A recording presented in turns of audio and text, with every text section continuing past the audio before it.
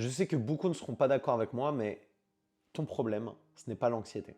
C'est ta régulation de l'anxiété, et même pire, il n'y a que deux types de personnes qui n'ont pas d'anxiété. Il y a les personnes qui sont décédées, et il y a des personnes qui souffrent de psychopathie. En fait, dans la nature, il y a un concept dont on parle assez peu, c'est le concept d'antifragilité. Ce concept, c'est quoi? C'est utiliser une tension pour renforcer ta résistance. C'est exactement le même phénomène avec la musculation, c'est-à-dire qu'on vient exercer un effort à un muscle pour pouvoir le renforcer. Et en fait, on peut utiliser la même chose avec les traumatismes, c'est-à-dire voir les traumatismes comme une possibilité, même si elle a été subie, pour grandir et évoluer sur des parties de soi qu'on pense inexistantes. Et je vais te donner un exemple avec moi, c'est-à-dire que à la base, moi j'étais quelqu'un d'extrêmement timide et j'ai traité cette problématique-là notamment en jouant des sketchs, en faisant de l'improvisation pour me permettre d'être à l'aise avec le regard des autres, avec l'exposition. Et cette utilisation-là m'a permis de grandir beaucoup plus, alors que de base, j'étais dans un état où le regard même des autres me mettait inconfortable et me rappelait que j'étais pas suffisant, que je n'étais pas assez. Et en fait, quand on voit d'un point de vue évolutif, on voit que c'est ce qu'a fait l'être humain. C'est-à-dire que à la base, l'être humain a développé une aversion à la perte. C'est-à-dire que quand il allait chasser, il avait la peur, la colère qui dictait ses comportements. Et il dictait ses comportements pour pouvoir répondre rapidement à l'environnement pour survivre. Sauf qu'aujourd'hui, cette dynamique-là, elle est plus nécessaire. Tu as de la nourriture à volonté, tu as un toit sur la tête pour beaucoup, en tout cas pour ceux qui regardent cette vidéo par exemple, et tu n'as plus besoin de te défendre face à des tigres. Mais alors pourquoi tu vis encore de l'anxiété aussi intensément? Eh bien c'est parce qu'il y a un déphasage entre l'évolution de la société et l'évolution humaine. En gros, c'est comme si on vivait avec une technologie de l'ordre des dieux, avec le cerveau d'un être humain de la Renaissance et le corps, le système nerveux d'un homme Homo sapiens. Et ça crée justement ce déphasage en toi. Et ton enjeu, c'est d'aller à l'encontre de cette dynamique, de faire des actions malgré ce que tu ressens. Et du coup, pour arriver à le faire, je vais te donner 5 domaines sur lesquels tu peux agir pour modifier ce rapport-là que tu as avec ton anxiété. Et le premier domaine, ça va être le sens, c'est-à-dire le sens que tu donnes à ta vie et aux événements de ta vie. Le but, c'est pas nécessairement d'avoir la vérité absolue, mais au moins d'avoir un sens sur ce qui se passe et sur ce que tu vas créer au quotidien. Ça va te permettre d'avancer beaucoup plus sereinement et de t'apaiser. Parce que le manque de sens crée une infinité de choix, et l'infinité de choix va créer le figement, va créer la fuite, la colère, bref, les états de survie habituels. C'est comme si tu te retrouvais au milieu d'une forêt ou d'une jungle avec toutes les directions et tu étais complètement perdu. Là au moins, ça te donne une direction, même si ce n'est pas la vraie direction. Le deuxième domaine sur lequel il faut que tu poses ton attention, ça va être le bien-être physique. Est-ce que tu fais du sport quotidiennement pour pouvoir fatiguer physiquement ton corps?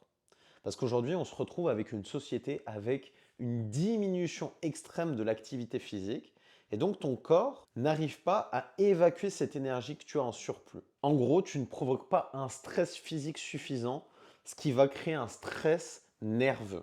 Donc ton enjeu, c'est de faire un peu plus de sport pour pouvoir te vider physiquement. Le troisième domaine, ça va être le domaine intellectuel. Parce que si tu n'occupes pas ton cerveau va s'occuper de toi et va te donner les sources d'énergie les plus faciles d'accès. Donc il faut que tu lui donnes à manger quelque part. Et donc pour ça, tu peux faire plusieurs choses. Tu peux te cultiver, tu peux pratiquer des arts, tu peux développer ton business. Bref, occuper ton cerveau à faire des activités qui ont du sens pour lui, des activités intellectuelles et challengeantes. Le quatrième domaine, ça va être le domaine relationnel. Et là, c'est un domaine extrêmement important, on le sous-estime beaucoup, c'est-à-dire est-ce que les personnes avec qui tu vis au quotidien, avec qui tu as des interactions, correspondent au type de personne que tu veux devenir dans 5 ans? Parce que le type de personne avec qui tu es aujourd'hui correspond au comportement que tu acceptes pour toi. Et comme tu les acceptes, eh bien tu vas les mimer. Et donc ça va entacher cette version de toi que tu auras dans 5 ans. Ce n'est pas compatible. Donc tu dois augmenter quelque part ton niveau d'exigence vis-à-vis de ton entourage pour pouvoir véritablement incarner dès aujourd'hui ta version de toi dans 5 ans. Et donc pour ça, j'ai créé justement une formation complètement offerte sur le sujet où tu as des modules didactiques qui vont répondre à tes questions pour trouver et attirer une relation saine, même des fiches avec une checklist anti-toxicité, comment augmenter tes standards. Bref, je t'ai mis tout ça en description. Tout ça pour dire, ton environnement va définir qui tu es aussi. Et parfois, l'une de tes problématiques, c'est que tu restes dans ces environnements. Et donc là, il va falloir partir pour mieux te retrouver et surtout retrouver ton toi dans 5 ans. Et enfin, le cinquième domaine, ça va être le bien-être émotionnel. Et là, par rapport au bien-être émotionnel, il va y avoir en gros 2 chemins qui se complètent. Le premier chemin, ça va être d'être OK avec le fait d'être. D'être sans rien faire. Est-ce qu'aujourd'hui, tu es capable de simplement t'asseoir dans ton canapé, sans distraction, et simplement en écoutant les ressentis de ton corps? Ça, c'est ce qu'on appelle la méditation pleine conscience, et ça va te permettre notamment de retrouver la capacité à te connecter à toi-même et d'avoir du sens en tant qu'être humain, sans faire quelque chose, juste toi. Te rappeler que tu as cette valeur. Et la deuxième capacité, c'est de savoir identifier tes émotions et tes besoins. Parce qu'aujourd'hui, si tu as des conflits ou des relations toxiques, c'est que déjà probablement tu ne sais pas reconnaître tes besoins, mais aussi tu ne sais pas appliquer des limites. Ça, c'est l'utilisation de la communication non violente qui est observation, émotion, besoin, demande avec limite. Et ça, il va falloir que tu apprennes à l'appliquer pour pouvoir définir des relations beaucoup plus saines. Pourquoi c'est important de faire ça? Parce qu'encore une fois, comme je te l'ai dit tout à l'heure, tu vis dans un corps d'un Homo sapiens et avec le cerveau d'un homme de la Renaissance qui n'est pas encore habilité à gérer les relations dans notre siècle. Et ça, c'est normal parce que tu as plein de biais avec lesquels tu viens contrebalancer chaque jour. Par exemple, tu as le biais de confirmation, c'est-à-dire que tu as des croyances et ton cerveau va essayer d'aller vers les croyances avec lesquelles il a l'habitude d'aller et donc voir que ça dans son quotidien. Tu as le biais d'aversion à la perte, donc tu vas tout calculer de sorte à éviter les pertes. Donc ça va t'empêcher d'investir et d'investir sur toi notamment. Tu vas avoir l'erreur d'attribution fondamentale, c'est-à-dire que tu vas attribuer à des conséquences extérieures des choses qui sont en fait liées à toi et à ton comportement. Tu vas avoir le biais des coûts irrécupérables qui fait que tu vas rester dans des situations ou des relations parce que tu vas te dire que tu as investi déjà dans ces relations et encore plein d'autres biais.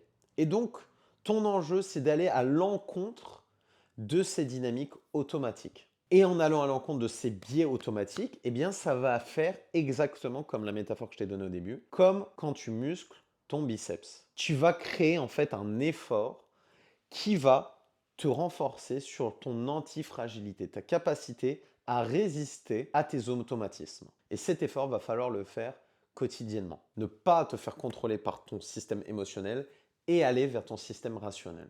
Et en fait, développer la capacité de basculer de l'un à l'autre. Et quand tu sais faire ça, eh bien, tu sors de tes états de survie, tu sors de tes relations toxiques et de tout ce qui fait de toi, en réalité, un être humain en dépendance et en état de survie. Quand tu as compris ça, tu comprends que ton enjeu aujourd'hui, par rapport à tout ce que tu veux accomplir dans ta vie, eh bien, c'est de développer ton antifragilité. Et ça commence par avoir de la conscience par rapport à tes comportements et d'avoir les comportements que tu veux véritablement dans 5 ans aujourd'hui.